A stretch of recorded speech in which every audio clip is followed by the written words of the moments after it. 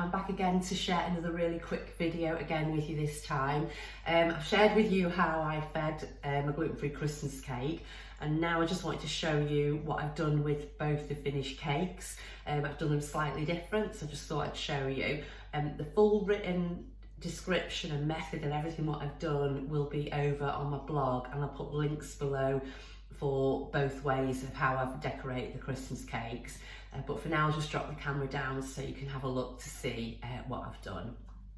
Okay, so for this cake, I've gone all out traditional. I always sort of grew up eating a Christmas cake that was square, and my mum always used to like doing a Christmas cake that was square because it would cut better, so you could cut nice even slices, and it was all fine like that. So I wanted to go proper how I used to have it when I was younger.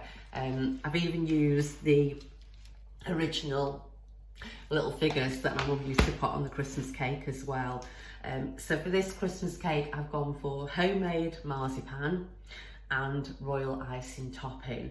The marzipan has raw egg in it, and I used both Rick Stein's recipe for the marzipan and for the royal icing. Now for the royal icing, because I knew we'd be keeping the cake for longer, I've actually gone with, it's called 2 Chicks, and it's pasteurised egg white, and it will last longer. So that's what I've gone for with that. But I'm really pleased with the finished result. When I first did it, the icing was a bit more peaky, and I found that I did have, it's sat on its lid at the moment, the cake, and I did have it in the cupboard under the stairs with the lid on like that, but I was finding that the icing wasn't drying out. So what I did, I put it in a cool spot that was covered so nothing could fall on it, and left it open just so it could air dry, and it's now dried really well. So as I say, that's the cake with the homemade marzipan and the royal icing. I'm going to cut that in a moment and just show you, but in the meantime, let me just show you the other cake I did. This one I've gone for fondant icing. So this was on the round gluten-free Christmas cake. So I went for shop bought marzipan, which checks gluten-free and obviously absolutely fine.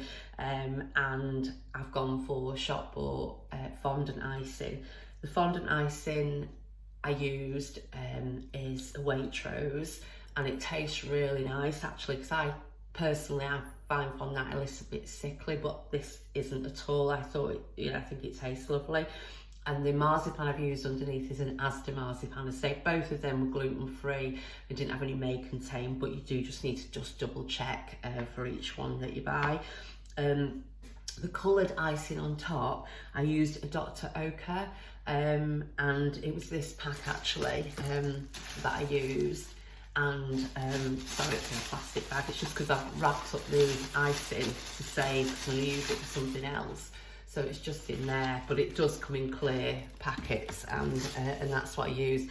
And I just basically cut out a Christmas tree with a cutter that I had, and then moulded the little balls on top. I'm not very arty, so that's my extent of being arty.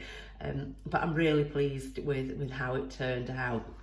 Neil thinks that a ribbon would set it off, and I'm inclined to agree, but I haven't got a ribbon that's appropriate, so I thought I'd just show you how it looked.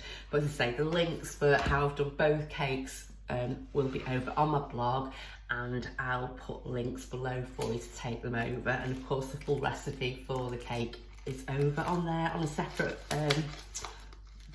post as well, and I'll put that on there for you. So I'm just going to unwrap this. I got this little ruffle from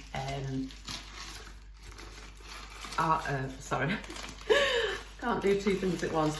I got this from Amazon, and that's worked out really well. So I've just put that little ruffle round it, and I'm just going to take the little robin off for now, pop it there, and just cut into this. The icing on top, I have a feeling that I might not have been so even how I spread the icing, but we'll see how we go. So I'm just going to cut down.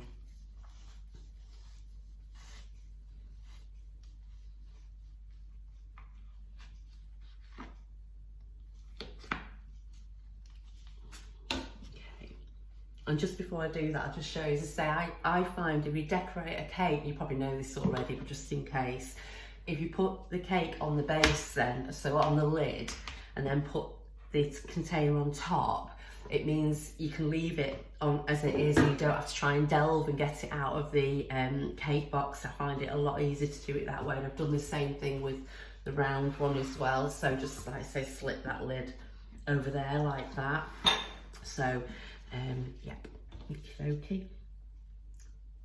Right, this is looking good. I'm just going to grab a plate. Okay. Actually, it is still slightly tacky, where it just shows that it's good to have it uncovered, the icing, because around the edges then it was just slightly tacky, whereas the top it's quite hard. So it does take quite a while to dry out.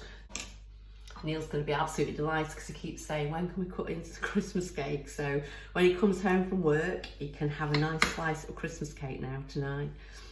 Okay. There we go. Okay, so that's how the Christmas cake looks inside. I'm delighted how that looks. I'll just show you as well a full cake from here, you can see. There we are. So I'm thrilled to bits with that because, as I say, that's how I used to enjoy Christmas cake when I was younger, with the royal icing.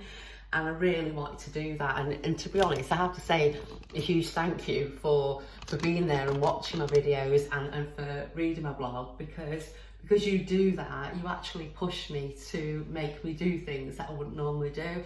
I might have sneaked off to Marks and bought the gluten-free ready-made Christmas cake, which tastes absolutely wonderful, by the way. So if you push for time, then go and grab one of those.